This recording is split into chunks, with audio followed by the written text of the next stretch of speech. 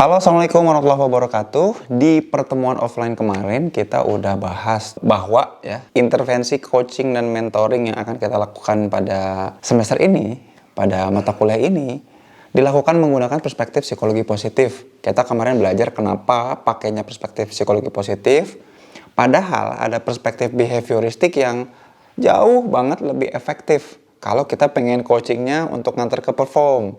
Kalau kita pengen jadi partner yang lebih baik dan juga pengen jadi role model yang pas, ya behavioristik lah juaranya.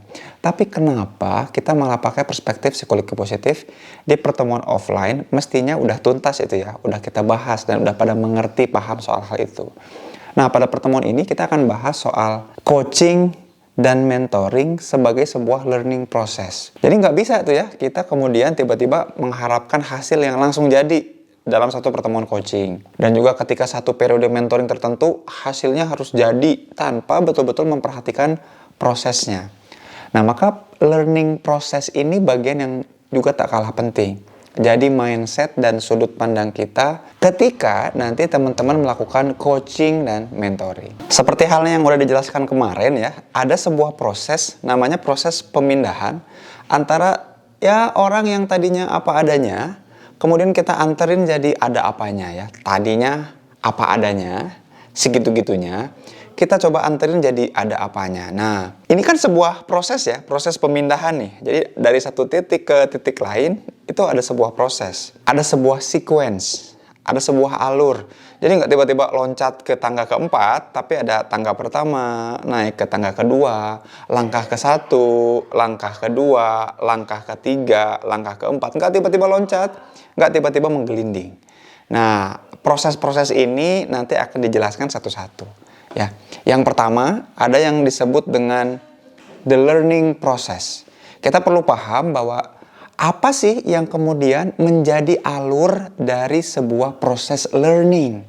Yang disebut learning process itu ada apa aja ya. Nah, di bagian kedua kita akan bahas soal reflective learning. Jadi kita mampu untuk merefleksikan hasil-hasil belajar, membuat pengalaman yang terjadi kemudian lebih diimprove lewat reflective learning ya. Yang ketiga kita akan ngomongin soal constructive developmental theories. Teori yang kemudian menjelaskan bahwa ternyata manusia itu mampu membangun dan mengembangkan, constructive and develop, membangun. Tadinya cuman informasi-informasi atau data-data terpisah, lalu kita gabungkan, kita bangun jadi satu, lalu setelah menjadi bangunan yang utuh bisa kita kembangkan, bisa kita develop makin lama makin luas. Lewat apa tadi? Constructive developmental theories. Dan kemudian kita akan berinteraksi sama lingkungan sosial kita, maka kita akan jelaskan, kita akan bahas dan ngomongin soal social learning theories. Nah, sekarang kita ngomongin yang awal dulu yang disebut dengan learning processes ya. Tahapan-tahapan dalam proses belajar. Jadi gini teman-teman, sequence atau alur dari learning process itu diawali dengan concrete conception. Ya, jadi kita punya konsep yang konkret, makan itu apa? Gitu ya. Contohnya gini, kita punya kebiasaan pengalaman sehari-hari makan terus. Nah, kita punya bayangan atau konsep konkret soal makan tuh kayak gimana. Konsep itu persepsi atau pengetahuan tentang sesuatu, namanya konsep. Makanya kalau konsep konkret, pengetahuan tentang sesuatu yang konkret tuh kayak gimana. Nah, makanya kalau konsep konkret soal makan, artinya kita punya pengetahuan yang konkret, yang nyata soal makan. Makan itu gimana sih? Ya, makan itu masukin sesuatu ke mulut, lalu kita kunyah, lalu kita telan. Itu namanya makan. Kita sering melakukan makan, kita ulang-ulang makan tiap hari. Itu konsep konkret dari makan. Dan itu tahap pertama dari learning process. Setelah tahap pertama concrete conception ini, kita masuk ke tahap refleksi. Jadi dari pengetahuan yang sifatnya konkret, nyata soal satu objek ya, katakanlah makan tadi. Oh ya, makan sederhana lah. Tinggal ada makanan, kita masukin makanan itu ke mulut, kita kunyah lalu kita telan, itu proses makan. Semua orang juga tahu itu konsep yang sangat konkret Yang nyata, kasat mata, jelas, orang banyak tahu. Pengetahuan itu nggak butuh pengetahuan yang kompleks. Kita ulang sehari-hari, ya itu biasa aja. Tapi kemudian kita refleksi. Refleksi itu ngapain? Kita bercermin dengan bagaimana cara kita makan. Kita bercermin bagaimana cara kita menyuap si makanan. Apa yang kita makan ya? Jadi dimulai, apa sih yang biasa saya makan? Saya baru sadar kalau ternyata saya ngulang-ngulang tiap hari misalkan makan nasi Padang aja terus. Senin Padang, Selasa Padang, terus direfleksi itu. Oh, aku baru sadar ya. Itu nasi Padang aja terus. Yang pedes, yang ada sambal ijonya. Ya, yang bumbu-bumbunya tuh semerbak terasa. Oh, ini ya makanan saya. Terus bagaimana cara makannya? Oh, ternyata cara makan saya tuh dikerobok, diambil, langsung dinikmati dari sela-sela jari-jari masuk ke mulut. Berapa kunyahan? Nah, itu refleksi namanya. Jadi konsepsi yang konkret tadi kita refleksi.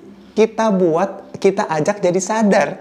Kita buat sesuatu yang tadinya berjalan biasa, terjadi otomatis. Kita ajak ke dalam proses kesadaran reflektif yang tadinya konkret, nyata, bisa kita lihat, bisa kita kerjakan, bisa kita lakukan. Jadi refleksi, apa yang kemudian kita dapatkan, apa yang kemudian kita pikirkan, kita rasakan dari proses makan yang konkret tadi. Makannya makan biasa, tapi setelah refleksi kita tahu, oh ternyata ada fakta bahwa yang sering aku makan itu apa? Cara aku makan itu biasanya gimana? Di waktu kapan? Bagaimana cara mengunyahnya? Sambil ngapain? Berapa kunyahan? Langsung ditelan apa enggak? Gitu ya. Membuat badan ini seperti apa rasanya setelah makan. Nah itu kemudian jadi makin disadari setelah proses tahap kedua dari learning proses namanya refleksi.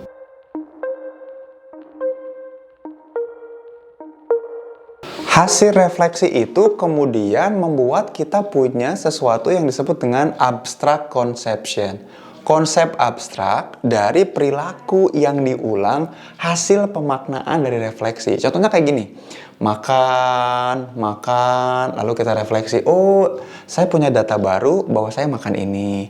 Oh, saya makannya caranya begini. Oh, cara mengunyahnya begini. Oh, ternyata biasanya kalau saya makan itu sambil melakukan apa. Lama-lama kita kemudian punya konsep abstrak tentang bagaimana cara kita makan. Tipe makannya kita seperti apa. Bedanya tipe makan kita sama tipe makan orang lain seperti apa. Kita jadi punya model abstrak. Punya konsep yang lebih abstrak. Konsep yang kemudian kita mikir, oh kalau aku makannya kayak begini terus, ya wajar aja kalau saya ternyata berat badannya naik. Wajar aja kalau kolesterolnya makin tinggi. Itu kan hal-hal abstrak. Kita kan nggak bisa secara konkret langsung ngukur kolesterolnya.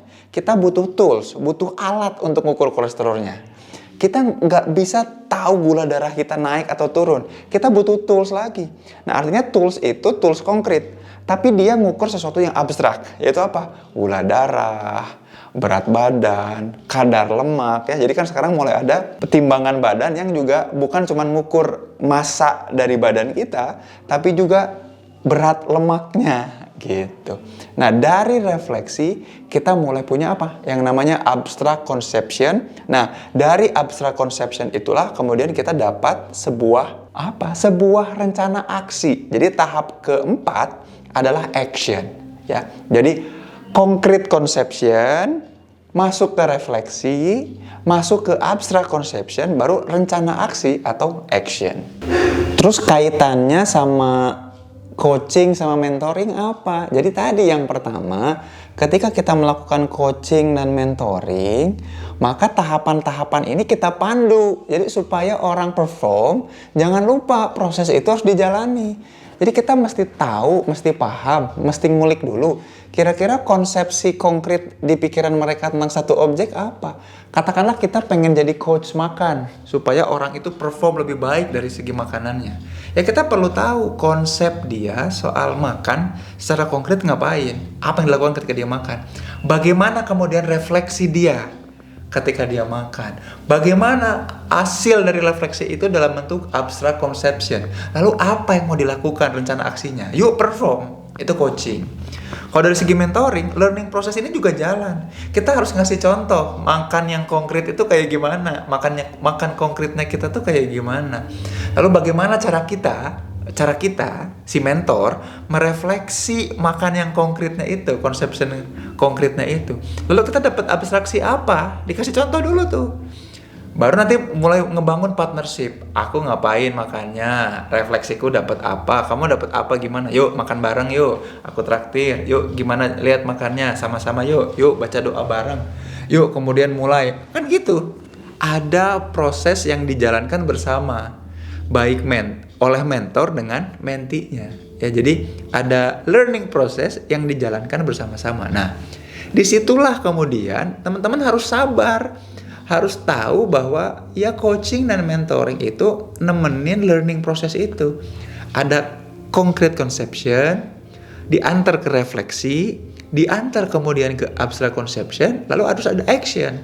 Kalau di mentoring hasilnya dia bisa melakukan sesuatu, kalau di coaching ya harusnya perform. Makanya merubah energi, membuat dia jadi perform, kerjanya lebih baik, aktivitasnya jadi lancar, tubuh jadi sehat, pokoknya perform gitu.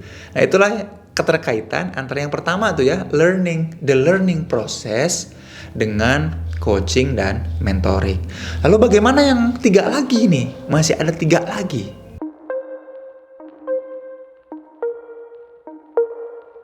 Oke, kita udah mulai ngomongin tadi ya soal lingkaran dari learning processes. Keseluruhan secara umum dari learning processesnya ya. Jadi concrete conception atau concrete experience, masuk ke reflective, masuk ke abstract conception, masuk kemudian ke action. Nah, pertanyaannya yang disebut dengan reflective itu yang kayak gimana? Reflective learningnya tuh harus ngapain? Apa yang perlu kita lakukan di proses reflective ini?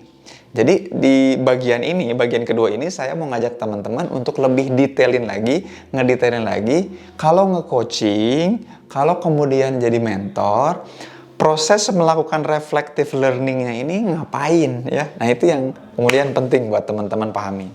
Kurang lebih ada 6 cara dalam kita kemudian memandu si coachee atau si mentee ketika melakukan reflective learning ya. Yang pertama, ajak dia untuk bisa mendeskripsikan dulu apa concrete experience-nya ya. Tadi, kalau dia pengalamannya yang kita bahas adalah makan, ajak dia untuk mampu mendeskripsikan dulu menurut dia makan itu apa. Jadi ini bagian dari reflektifnya.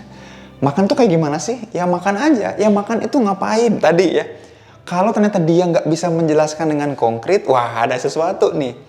Jadi yang pertama, ajak dia untuk bisa mendeskripsikan dulu ya.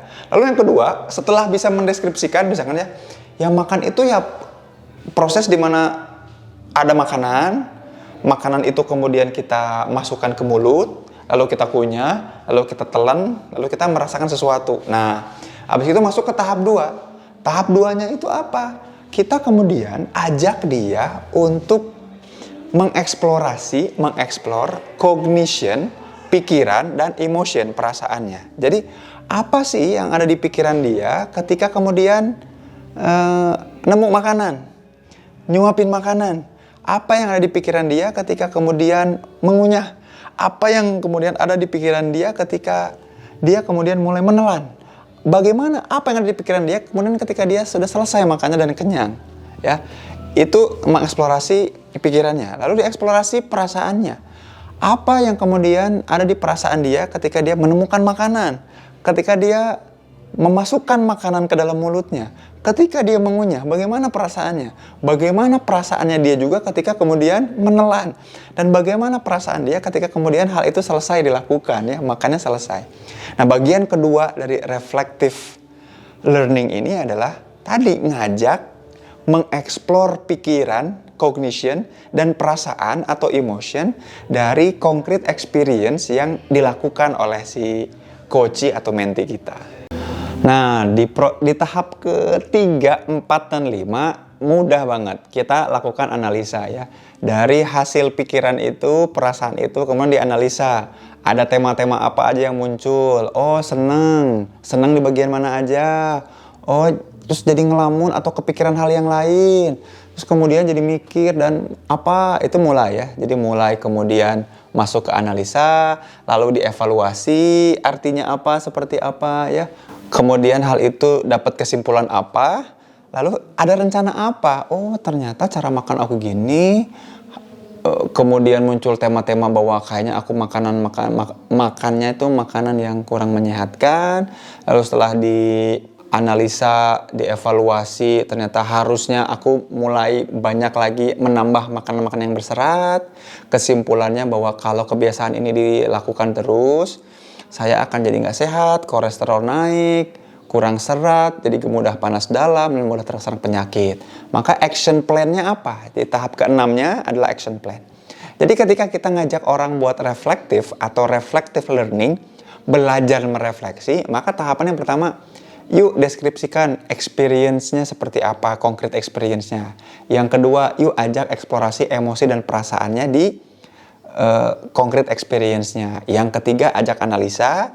Yang keempat, dievaluasi hasil analisanya, nemu tema apa aja, simpulannya apa. Yang kelima, baru yang keenam, action plan-nya gimana ya. Kalau contoh makanan tadi gitu ya, oh makan itu gini, oh perasaan pikiran aku soal makan tuh kayak gimana. Ternyata pas dianalisa dan dianalisa, oh ternyata makan aku tuh ini lagi. Dievaluasi nih, ternyata belum pernah makan serat-serat, sayurannya jarang.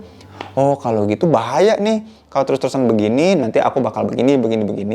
Maka action plan-nya mulai besok saya mulai nambahin lah. Kalau nggak langsung nambahin dikit-dikit makanan berserat. Nah itu jadi action plan membuat orang jadi belajar. Bisa jadi perform, bisa kemudian jadi pribadi yang lebih baik lewat mentoring. Ya, itu bagian kedua soal reflective learning.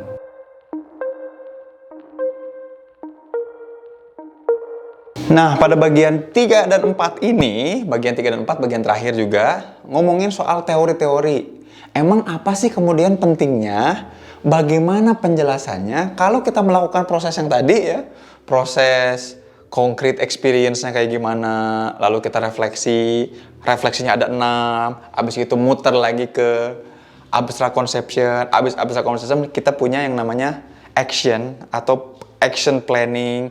Kalau kita melakukan itu, emang penjelasannya seperti apa? Nah, setidaknya ada 2 penjelasan. Maka di bagian 3 dan 4 ini kita ngomongin itu. Bagian 3 dulu ya. Penjelasan dari segi konstruktif sama developmental teoris. Jadi gini teman-teman. Kalau teman-teman belajar, maka proses belajar itu nggak kayak garis lurus. Nggak maju. Jadi nggak kayak kita naik motor yang maju ke depan. Nggak. Ternyata proses yang tadi siklus itu lingkaran, proses mulai dari concrete experience, ya, mulai dari reflective learning, abstract conception, langsung ke action, itu bukan proses yang singular, datar, dan lurus jalannya. Tapi dia sifatnya tangga, gradual. Jadi ketika selesai satu, dia naik ke tangga kedua, naik ke tangga ketiga. Lama-lama kita nggak akan sadar bahwa kita tuh lagi ngebangun sesuatu. Jadi kita nggak cuma numpuk-numpuk bata aja, tapi kita nempelin pakai semen. Ngebangun pintunya. Jadi kita tiba-tiba sadar bahwa proses pengulangan ini ternyata membangun sesuatu. Membangun siapa? Sesuatunya itu apa? Ngebangun diri kita. Constructing ourselves. Bukan cuma ngebangun apa yang udah ada, tapi ngedevelop itu. Jadi tadinya cuman bahannya dari tembok biasa kita cat. Bukan cuma dicat tapi ditempel sama wallpaper. Bukan cuma wallpaper biasa, wallpaper yang kedap suara dan indah. Terus aja. Jadi bukan cuma ngebangun tapi ngedevelop. Jadi bukan cuma ngebikin dari sesuatu yang tidak ada jadi ada, tapi jadi lebih baik. Terus jadi lebih baik.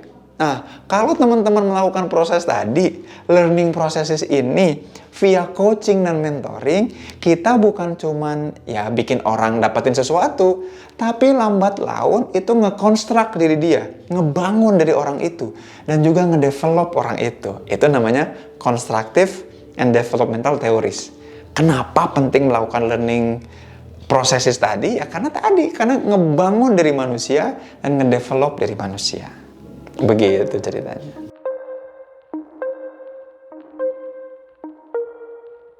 Nah, pada bagian yang terakhir ini kita ngomongin penjelasan dari social learning, teman-teman. Lambat laun ya, bukan cuman efeknya membangun dan menumbuhkan diri kita, tapi kita kemudian akan saling belajar sama orang-orang yang juga lagi bertumbuh. gitu ya. Jadi proses coaching ini bukan cuma satu orang yang akan kita tumbuhkan. Jadi bukan cuma si coach yang akan kita tumbuhkan, tapi si coachnya juga ikut tumbuh. Bukan cuma si mentee yang construct, kebangun dan juga tumbuh, tapi si mentornya juga ikut. Karena bagian dari learning process. Jadi setelah kita melakukan, jadi dalam proses coaching, kita juga akan menumbuhkan orang-orang yang berinteraksi sama kita. Itu bagian dari social learning itu. Jadi ini sebuah proses yang bukan cuma berkesinambungan, gradual, artinya terus bertumbuh dan meningkat, tapi juga punya efek lingkungan. Karena akan berpengaruh ke orang-orang di sekitar kita.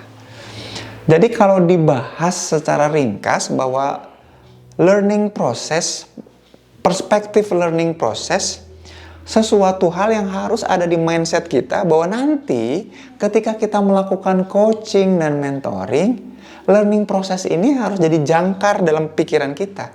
Oh ternyata ngebantu coaching, ngebantu mentee via coaching dan via mentoring itu artinya ngebantu mereka untuk melalui tahapan demi tahapan learning processes tadi. Dari mulai concrete experience, refleksi yang 6 tahap, masuk ke abstract conception, ngebantu dia punya rencana aksi dan perform kalau coaching dan mentoring jadi pribadi yang lebih baik. Yang penting kita jadi role model yang tepat dan juga partnership sama si mentee atau coachingnya. Terima kasih yang udah menyimak video ini. Sampai jumpa di pertemuan offline kita kembali. Mudah-mudahan teman-teman bisa lebih optimal belajar dan juga jadi pribadi yang mampu ngajak orang lain untuk coaching dan mentoring. Sampai jumpa di video selanjutnya. Jangan lupa like, subscribe. Dan Pamana pamit. Assalamualaikum warahmatullahi wabarakatuh.